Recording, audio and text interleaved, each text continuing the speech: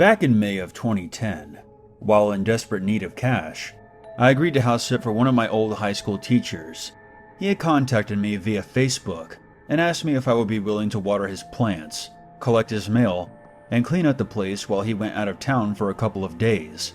He didn't specify where he was going, but he agreed to pay me $400 for 2.5 days, with half up front, so I agreed. I never really liked him in high school. He was teaching classic literature, and he always seemed to enjoy pointing out any illustrations that in any way featured nudity. His eyes always seemed hungry, and he tended to wheeze like he was out of breath, even though he was kind of a small guy.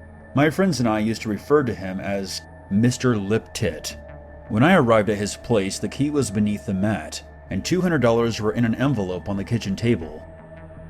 I turned on my music, watered the plants, cleaned and vacuumed the ground floor, and made myself dinner. I found his house to be extremely boring. It was filled with old books, stacks of newspapers, and ancient-looking furniture that didn't really look comfortable to sit in. I settled into my sleeping bag on the guest bed, but I had a hard time staying asleep.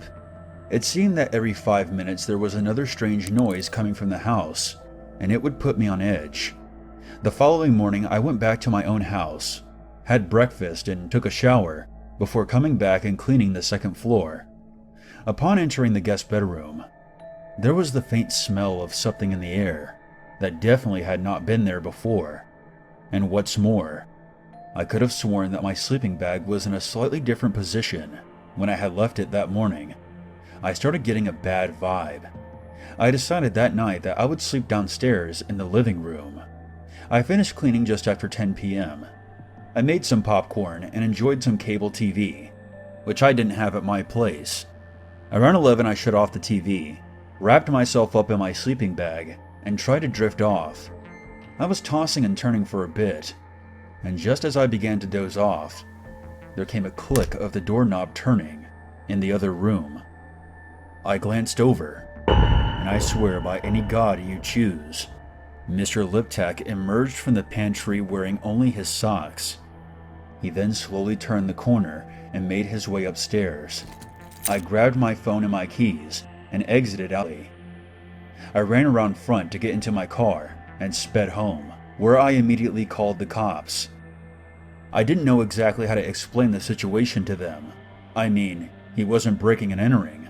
It was his house.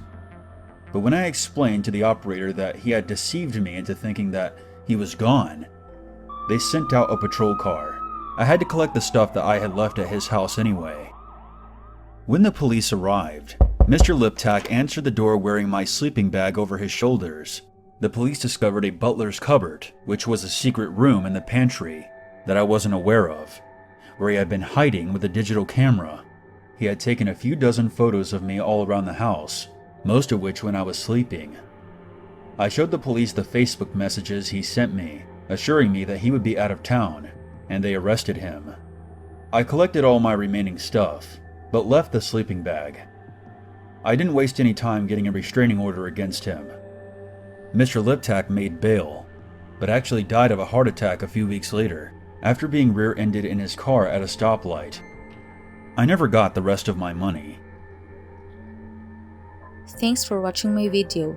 I would like to thank Clibbert for helping me with character designs as always. Subscribe to his channel, he'll be uploading awesome content soon. Shout out to Unit 522 for letting me borrow his solo narration.